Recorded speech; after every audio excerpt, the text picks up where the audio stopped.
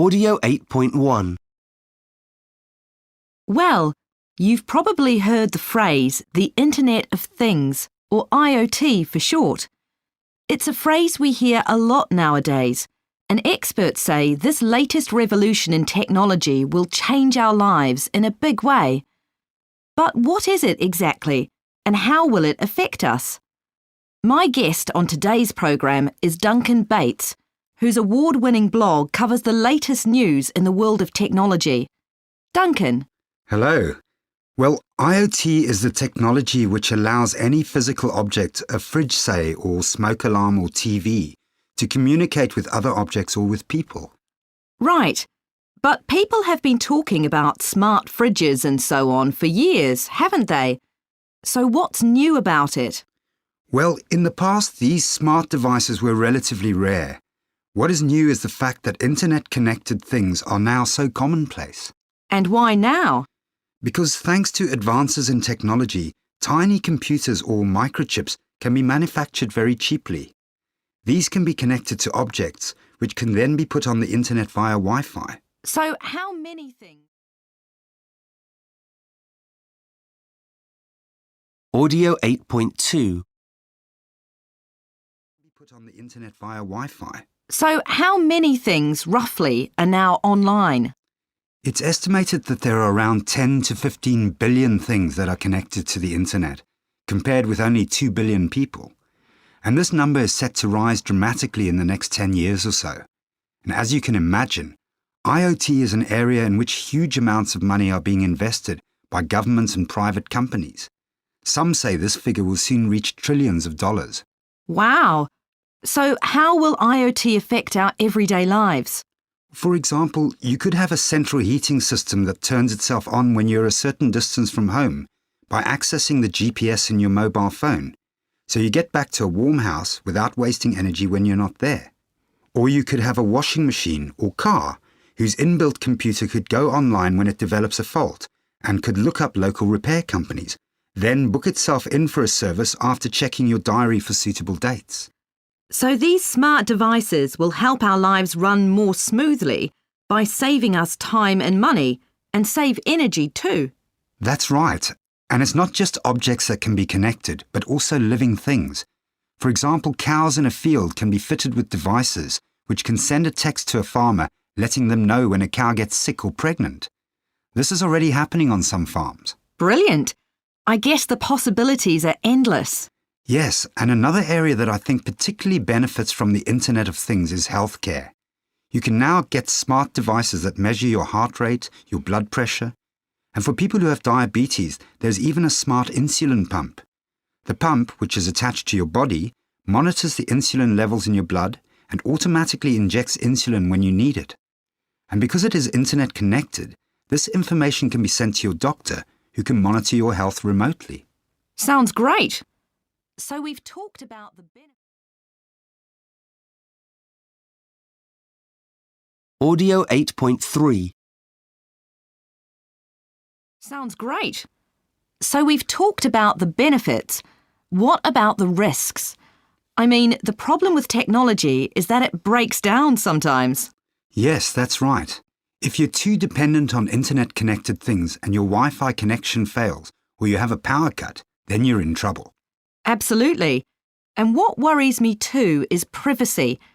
Who will have access to our personal data? And what will it be used for? That will be a great concern for a lot of people, I'm sure. Yes, it will.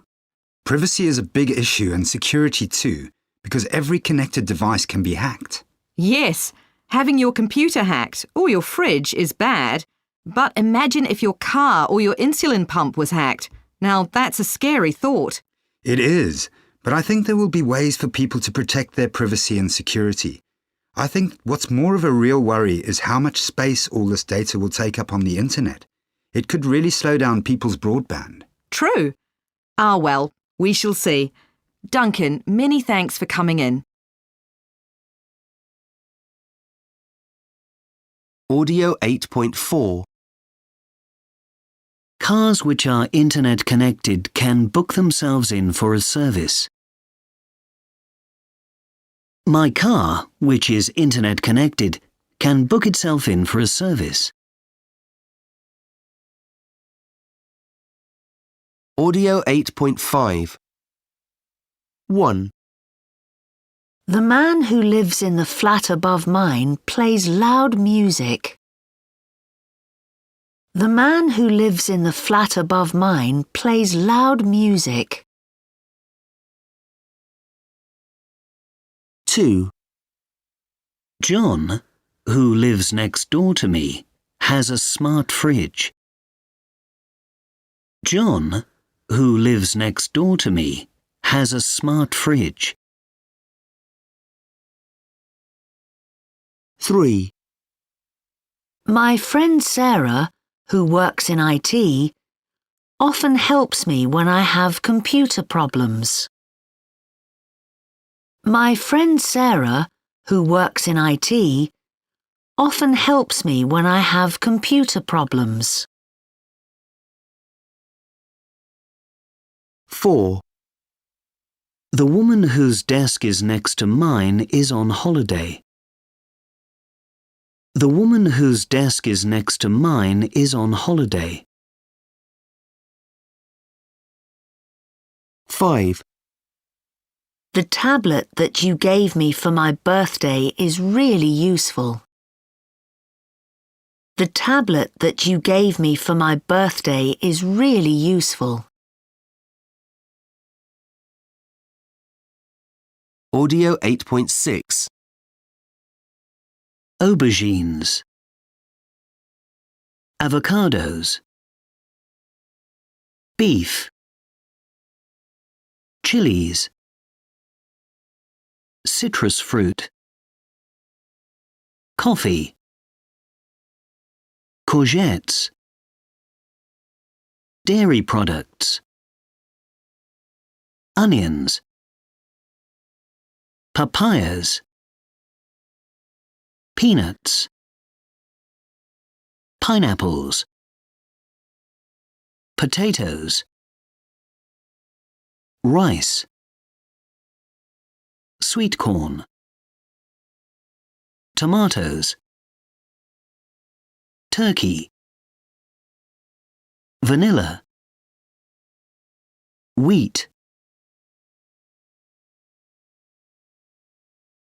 Audio 8.7. Listening for stressed words. It is very hard to hear every word in an extended piece of speech. This is because the unstressed words are spoken extremely quickly.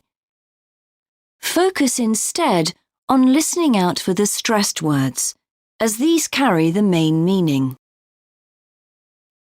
Many unstressed words are grammar words, for example, articles, pronouns, and auxiliary verbs. Audio 8.8. Chilies are grown all over the world. They're from the same family as tomatoes, potatoes, and aubergines. Although they make your mouth burn, they are also thought to have a number of health benefits. For example, they can help with stomach problems, breathing problems, and can reduce the feeling of pain. Audio 8.9. Vanilla is the most popular spice in the world. Its sweet, slightly smoky taste is often used in ice cream and other sweet dishes. It is the second most expensive spice on the market because it requires a lot of hard labor to produce. For this reason, it is sometimes referred to as green gold. Audio 8.10.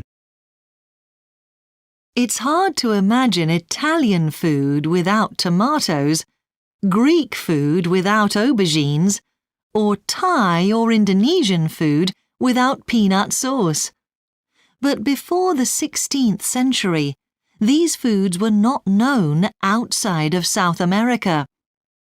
These foods and many more were first introduced to the rest of the world during a process known as the Colombian Exchange in the early 16th century. The Colombian Exchange, named after Christopher Columbus, was the exchange of food and other things between the New and Old worlds.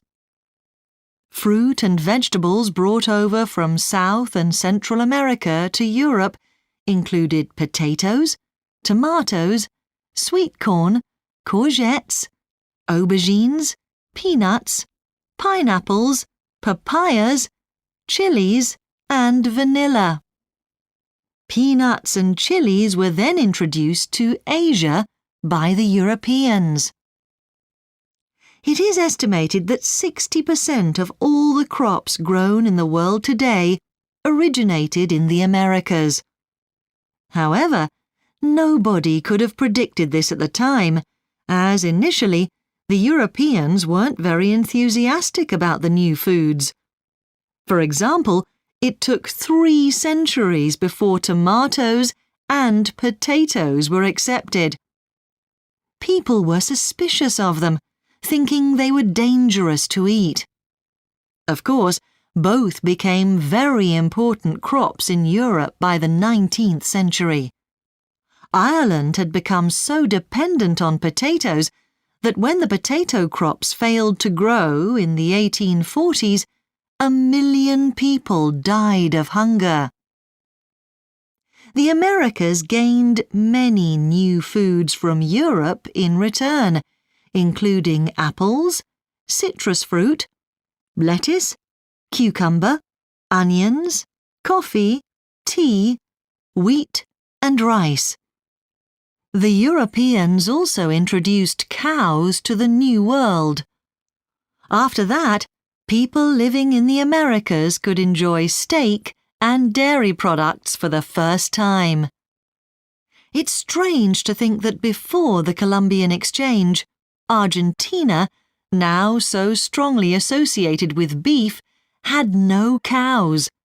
Mexican cuisine had no cheese, and Brazil had no coffee. Although the first major exchange of foods happened several centuries ago, new foods continue to be introduced between the old and new worlds. Quinoa, for example, a grain grown in the Andes Mountains and which was important to the diet of pre-Columbian civilizations, has only in the last few years become hugely popular in the USA, Canada, Europe, Australia, China, and Japan. In these parts of the world, quinoa is now considered a superfood as it is extremely rich in protein. It seems that Christopher Columbus, with his food exchange, started a very long-lasting trend. Audio 8.11 1. These foods and many more were first introduced to the rest of the world during a process known as the Colombian Exchange in the early 16th century. 2. However, nobody could have predicted this at the time, as initially the Europeans weren't very enthusiastic about the new foods. 3. People were suspicious of them, thinking they were dangerous to eat. 4. Ireland had become so dependent on potatoes that when the potato crops failed to grow in the 1840s, 1 million people died of hunger. 5. It's strange to think that before the Colombian Exchange, Argentina, now so strongly associated with beef, had no cows. Mexican cuisine had no cheese, and Brazil had no coffee. 6. In these parts of the world, quinoa is now considered a superfood as it is extremely rich in protein. Audio 8.12. So what do you think of the illuminations? Are you glad we came? Oh, definitely. It was well worth coming here. I think it's amazing. What I particularly like is the contrast of old and new, you know?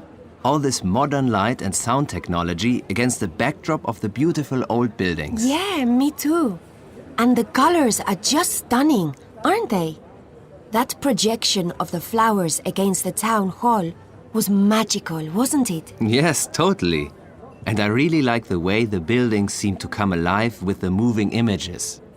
I think the highlight for me was that building with the giant face projected onto it.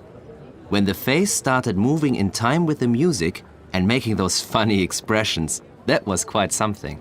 Oh yes, that was pretty dramatic, wasn't it? I found it a bit disturbing though. Really? I thought it was brilliant. Yeah, no, don't get me wrong, I did too. I thought it was very cleverly done, just a bit scary. It was so huge and noisy. The only thing I'm not so keen on is the crowds. It's a bit too packed for my liking, especially in the main square. It made me feel a bit claustrophobic. Yeah, I know what you mean. Tomorrow, I think we should come back a bit later, when there are fewer people. There's plenty more to see tomorrow, isn't there? Yes, plenty. And I'd like to see some of the artworks again. Like the fish in a phone box, for example. Really? I wasn't so keen on that one, to be honest. I didn't really see the point of it. The point of it is that it's unusual to see fish in a phone box. Yeah, I know, but it said in the reviews that it was one of the highlights of the event, and I don't know, I just wasn't that impressed. It didn't really live up to my expectations. I think I was expecting something a bit more colorful, maybe. Anyway, I'm getting really chilly. Are you? Shall we go and get a hot drink somewhere? Yeah, good plan.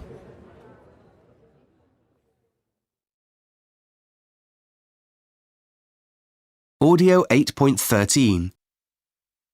1, What I particularly like is the contrast of old and new. 2, The colors are just stunning. 3, I really like the way the buildings seem to come alive. 4, The highlight for me was that building with the giant face. 5, I found it a bit disturbing though. 6, It's a bit too packed for my liking. 7, I didn't really see the point of it. 8, I just wasn't that impressed. 9, It didn't really live up to my expectations. Audio 8.14.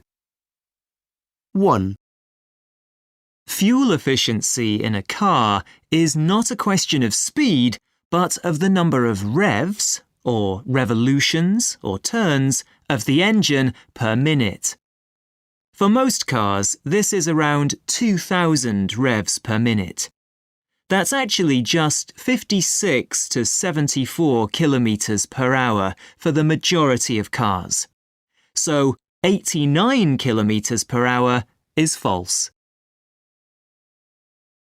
2, Metal detectors that you walk through at airports use powerful magnets that can damage laptops and some security cameras. So this is true, but it doesn't cause a problem because you aren't allowed to carry electronic devices through these metal detectors anyway. You put them on a separate X-ray machine. 3, A study found that of the 243 petrol station fires that took place around the world between 1994 and 2005, none were caused by mobile phones. So this is false. 4. There is no evidence that phones and tablets interfere with an aeroplane's navigation or communication. In fact, pilots themselves use information on tablets to help them take off and land a plane. So there is no truth in this. 5. This is false. If you leave a game running, for example, then it will drain the battery.